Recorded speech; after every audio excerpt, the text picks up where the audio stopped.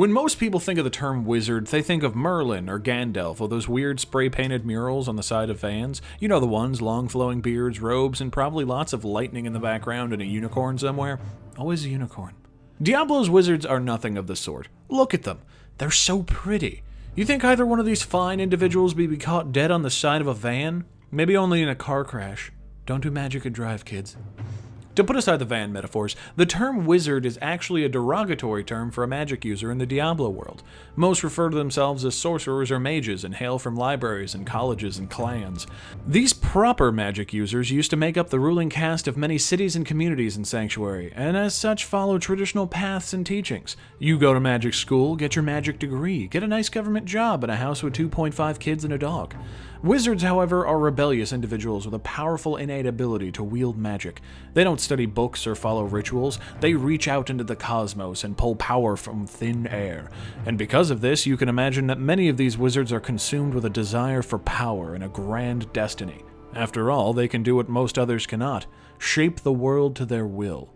They always have magic at their fingertips, and often use it for even trivial things.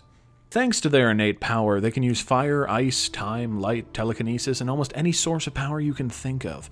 They may have orbs or staves to assist, but a wizard uses their body as a conduit for magic most of the time. This tends to make them very fragile creatures. As such, they tend to stay in the back line, raining down magical power upon their enemies. Now, the problem with wizard lore is that there's many examples of wizards in lore, but not much backstory because they tend to go their own way and ditch tradition. But to understand what they are turning away from, we need to talk about what magical traditions are like in Sanctuary. The largest and oldest mage clan in Sanctuary are the Vizjeri Mage Clan, and I probably pronounced that incorrectly. They hail from the east. They were founded along with many other mage clans over 2,000 years ago when the study of the arcane was established. They started off by summoning spirits and talking to them. I assume to try to get lotto numbers? Not soon after, they managed to summon their first demon, and the Vizjeri were the first to master enslaving demons to do their bidding. Unfortunately, this rampant demon summoning resulted in Hell discovering Sanctuary, and the Sin War occurred. You can get the full story in my Sanctuary and Sin War video, but the short story is that it was a three-way war between Heaven, Hell, and Sanctuary won, but humanity had their power blocked away and waned down to become normal humans as opposed to powerful Nephilim. In the years to come, the summoning of demons became banned, and several wars were fought for dominance in the world amongst the mage clans.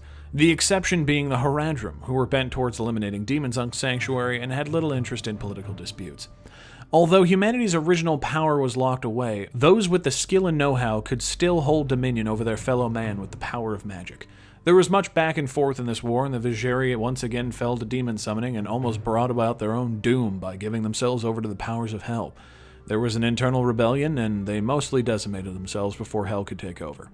And so ended the Age of Magic, as most people were pretty sick of mages by that point and decided to just burn down all their houses. The Age of Faith began, and religious organizations came into power in many lands instead.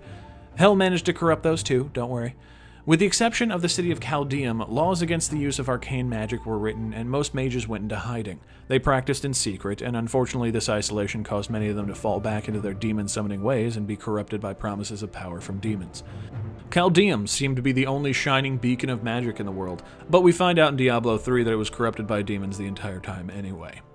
Magic. Not even once. So you can probably understand now why wizards are outcasts even amongst the already splintered society of magic users. They don't want to read books about why magic is dangerous, they just want to keep acquiring more power, wear bright colors, and presumably destroy hotel rooms after a weekend of binging on the arcane.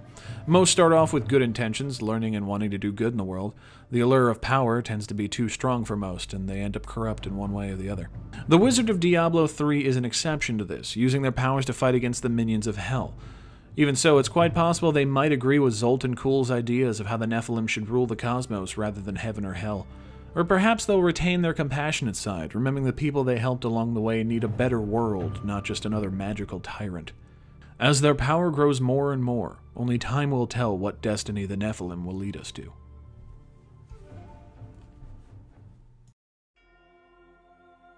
Thank you for watching The Frost Fables. If you enjoyed this video, please hit the like, share, and subscribe buttons, and take care, everybody.